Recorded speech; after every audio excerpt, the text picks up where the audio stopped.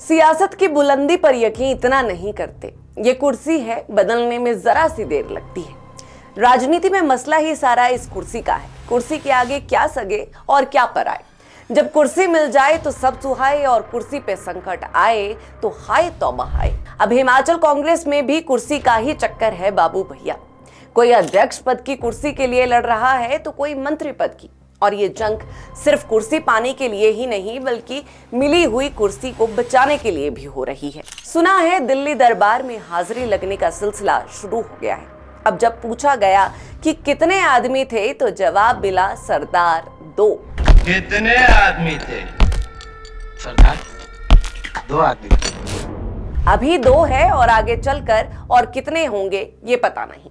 लेकिन खबर यह है कि अब दिल्ली की दहलीज पर हिमाचल कांग्रेस के कई नेताओं के चरण कमल पहुंचने लगे हैं। कुछ मंत्रियों की कुर्सी पर तलवार लटकी है तो अब सब भगवान भरोसे या अलाकमान भरोसे। 2.5 साल का समय पूरा कर चुकी सुक्खू सरकार के लिए अभी इम्तिहान और भी बाकी है। सियासतगरों के जहन में सवाल अभी और भी बाकी है। वो एक मंत्री पद जो खाली चल रहा है उसका हकदार कौन है, ये जानने के लिए बरकरार कौन नहीं बैठा है। बात सीधी और स्पष्ट करें तो 2.5 साल का समय बीत जाने के बाद भी एक मंत्री पद खाली है। अब इस मंत्री पद को लेकर हर किसी का अपना अनुमान है और अपना विश्लेषण। कोई जातीय संतुलन तो कोई क्षेत्रीय संतुलन साधने के लिए गुना भाग कर रहा है, तो सुक्खू सरकार में आपसी संतुलन बनाए रखने पर मंत्री पद की लिस्ट तैयार कर रही हैं कुछ लोग। लेकिन मंत्री कौन बनेगा ये कोई नहीं जानता। ताजा सुगबुगाहट इस बात की है कि अब बारी कांगड़ा मंडी की है। ये वो 2 जिला है जिनके उचित मान अधिमान की बात कांग्रेस के भीतर ही होती रही है। अब इन दोनों जिलों में से किसी को भी मंत्री पद की सौगात मिल सकती है। लिस्ट में नाम कई है। सुंदर सिंह ठाकुर, संजय रतन, चंद्रशेखर का नाम फहरिस्त में फिलहाल ऊपर ही माना जा रहा है।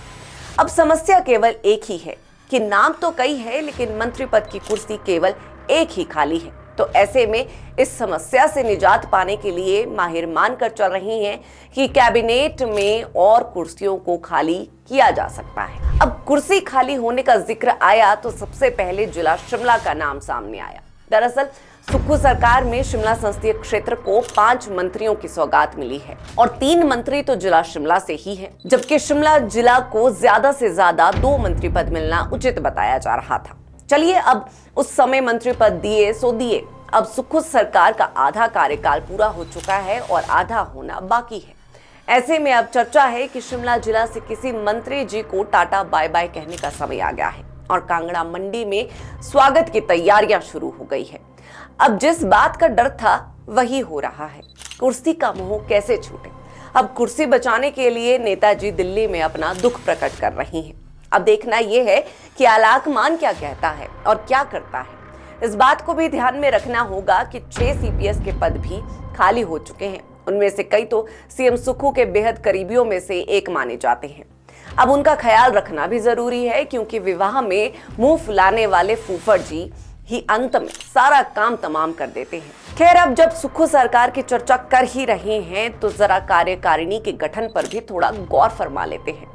कांग्रेस प्रभारी रजनी पाटिल ने तो अलाकमान को अपनी रिपोर्ट पेश कर दी है और 15 दिन के भीतर ही कार्यकारिणी के गठन की घोषणा भी हो चुके हैं। अब दिल्ली के सूत्र बताते हैं कि हाशिए पर बैठे नेताओं को भी तवज्जो मिल सकती है और नाराज नेताओं की नाराजगी को भी दूर किया जा सकता है। कार्यकारिणी में सबको सेटल करने के बाद अध्यक्ष पद पर भी अब नए नामों की चर्चा होने लगी है।